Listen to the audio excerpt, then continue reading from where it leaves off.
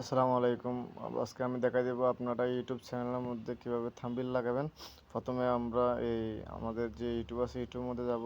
ইউটিউবে প্রবেশ করে আমাদের আইডির মধ্যে প্রবেশ করব। প্রবেশ করার পরে ওই যে আমার এই ভিডিওর মধ্যে ভিডিও ওখানে যাব। যাওয়ার পরে যে উপরে আমি একটা ভিডিও আপলোড করেছি, ওই ভিডিওর মধ্যে আমি ওই ভিডিওর মধ্যে ক্লিক করব। না, হয় নাই এখানে। এটা আবার আমরা ক্লাস শুরু করার চেষ্টা করি। প্রত্যেকটা স্কুলে যদি কোরআন তেলাওয়াতের মধ্য দিয়ে এখানে পাশে যে একটা থ্রি ডট এখানে ক্লিক করেছি, এই যে ইটেড আছে এটার মধ্যে ক্লিক করেছি।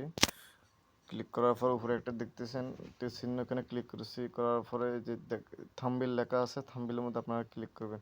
আমি একটা আগে থেকে এই থাম্বনেইল রেডি করে রেখেছি, আপনারাও একটা কি থাম্বনেইল রেডি করে রাখবেন। ওইটা মানে কি এই সেভ করে দেবেন। যেমন আমি একটা থাম্বনেইল লাগাবো এখান থেকে, যেমন প্রতিটি স্কুলের এটা লাগাতে চাচ্ছি আমি।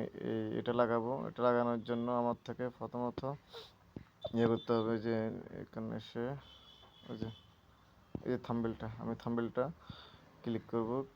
ক্লিক করার পরে আমি সেভ বাটনের মধ্যে ক্লিক করব। সেভ বাটন ওই যে উপরে ডান আছে, ডানের মধ্যে আমি ক্লিক করব।